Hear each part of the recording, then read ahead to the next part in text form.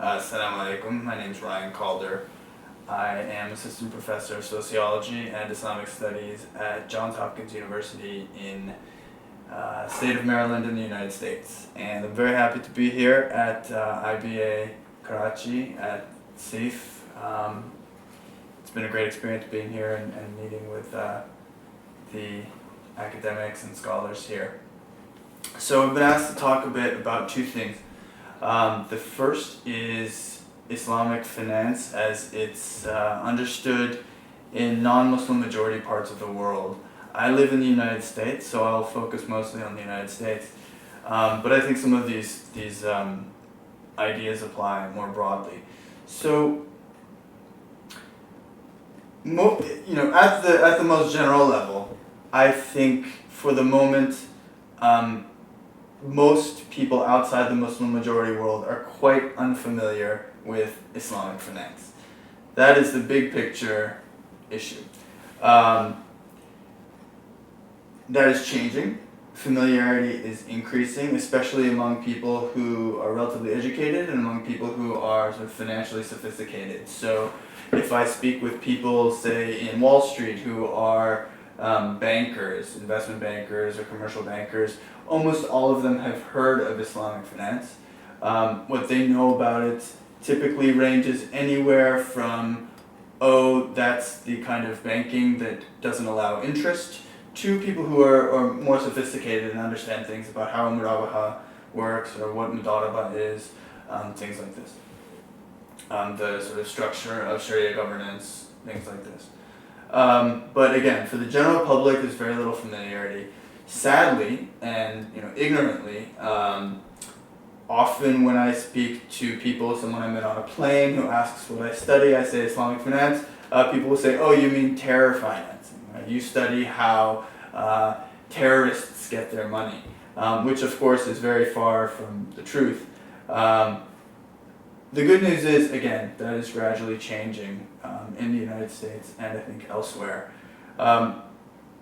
One reason for this is scholarship that's being done. So we have a number of very successful Islamic economists or other economists who do part of their work from a normative perspective with the idea that Islam can provide tools for a healthier, more equitable economy. So I'm thinking of people like Professor Mahmoud Al-Gama at Rice University, who wrote a great book called Islamic Finance, one that is, I think, an excellent piece of work. It's been controversial in the industry itself because it's often critical. Another is Professor Kabir Hassan at University of New Orleans, and a number of other academics who are operating from this framework of what we might call Islamic economics. There is also another group of academics who are not writing from a normative stance, but rather trying to describe Islamic finance as an industry and as you might call sociological, anthropological, or political phenomenon worldwide. There's Professor Ibrahim Warda at Tufts University, who's written a great book called Islam and the Global Economy, Islamic Finance and the Global Economy. Professor Daramir Rudnicki, he's in Canada, not the US, but at University of Victoria, who studied and written about Islamic finance in Indonesia. Professor Aaron Pitlock at Illinois State University, and I'm doing some work at Johns Hopkins. So we have another small but growing group of scholars who are interested in this. Of course, there are also Sharia scholars, so fuqaha, people who are trained in that regard, most eminently Sheikh Yusuf Palal Di Lorenzo, and a number of other scholars who are sitting on Sharia boards in the United States, and so on. And we do also have a small but growing Islamic financial services industry. In the commercial banking sector, there are banks in Michigan, California, New York. There's Guidance Residential in Virginia, which is the largest provider of Islamic mortgages in the United States. We have quite a robust Islamic private equity sector as well. So things are slowly developing in this regard. There is, however, some resistance, which is due to the ignorance that I mentioned before. I was once speaking with an investment banker working in Chicago who told me that she had suggested to her client was a municipality in the central United States. This municipality is going to issue some bonds. She suggested to the municipality that they consider issuing sukuk because they would be able to reach a wider audience, a wider target market, and have a lower cost of funds. This municipal government said absolutely not. Sorry, but that'd be totally unpalatable with our voters. Right? So if we were to issue an Islamic bond, none of us know what an Islamic bond is. If you describe it to us, it sounds nice, but it would be too politically risky. Right? So this municipality actually passed up on a cheaper source of funds that would have saved its voters money for political reasons that ultimately have to do with Islamophobia. And certainly the rhetoric surrounding the 2016 presidential election, a significant amount of Islamophobia from many candidates has not helped. That said, in the longer term, I think Islamic finance as a business, whatever your opinions of it, will be likely to do relatively well and grow in the United States, and I'm sure that the study of Islamic finance and also of Islamic economics will continue to expand in the U.S. It's a fascinating field at the intersection of the study of religion and the study of the economy, and that is why I personally am interested in it.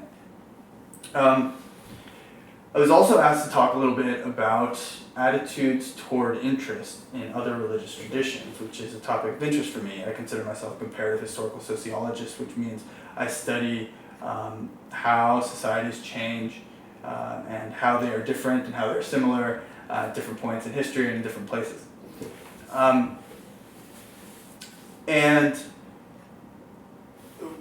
Anyone who's watching this video is probably familiar with the concept of riba. And the notion that Islam puts restrictions on the lending of money. As you probably know, the majority of Muslims through history have believed that earning a non-zero positive return on a loan is haram. What some people may not know is that this attitude toward lending was for many centuries shared, especially in Judaism and Christianity. We've had similar attitudes in many other religions and many other non-religious contexts, but sort of as a part of religious law in particular, it's been most prominent in Judaism and Christianity. I'm particularly interested in the sort of systematic theorization and development, and in some cases codification, of attitudes toward interest and a ban on interest. If we look at the Jewish case, for example, the Old Testament Deuteronomy contains an injunction not to lend at interest or usury to thy brother. Both Jews and Christians have interpreted that in slightly different ways, but to invoke a ban on the charging of interest. The theorization of this ban in Judaism was relatively simple until about the 2nd and 3rd century. We have the rapid development and codification of Jewish law. If we look at the Bava Metzia in the Babylonian Talmud, we find pages and pages and pages of debates among rabbinical scholars who are discussing sort of various kinds of situations in which interest may or may not exist. Jews use words such as neshek, which is broadly synonymous with riba in Arabic. And they would engage in sort of thought experiments. So for example, if you extend an interest-free loan, can you stay in the borrower's home for free? If you pledge land to someone as collateral for a loan, can the lender who lent you the money take the fruits of the land, the produce of the land?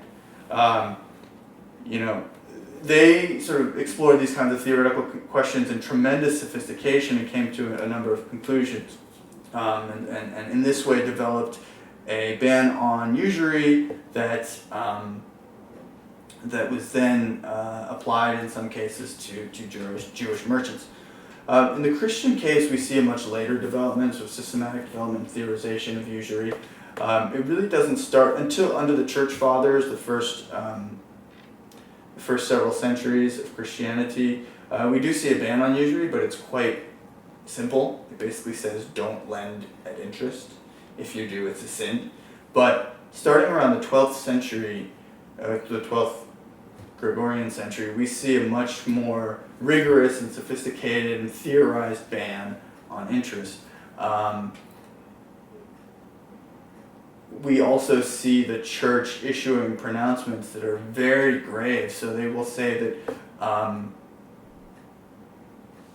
that a priest, a Christian priest who blesses a person who has dealt in usury, who has dealt in interest, a moneylender, for example, the priest himself can be excommunicated, right? Which at the time was just about one of the most severe penalties that someone could incur.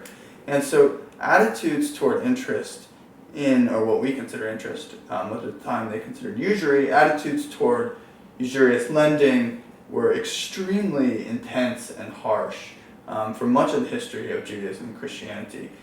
We see a gradual change between especially the 16th and 18th centuries, where for a number of reasons, if you're interested, read my paper in the European Journal of Sociology. For a number of reasons, we see the sort of gradual diminution of this ban to the point where today most Jews and virtually all Christians don't feel that dealing in interest is against their religion. However, it is worth noting that some Jews actually do feel that way, some Orthodox Jews in particular. They deal in an instrument known as the heteroskala that is actually somewhat similar to an Islamic musharaka, where two parties will sign on to a business partnership that divides the so-called profits in a certain way that essentially approximates a loan, but is not technically a loan.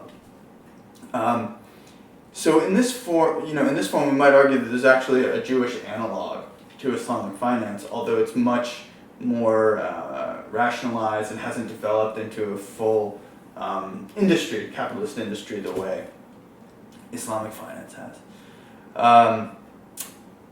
There are also today a number of, I've read about Jewish scholars who have even asked, Orthodox Jewish rabbis who have asked why there isn't a sort of system of Jewish banking the way there is an Islamic system of banking.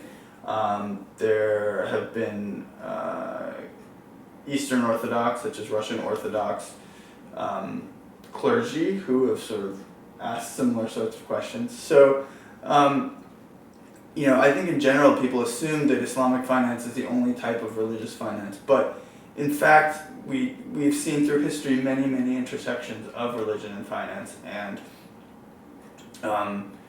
it's possible that Islamic finance, for all its shortcomings and challenges, may actually inspire modes of religious regulation of finance in the future in other religious traditions. Thank you.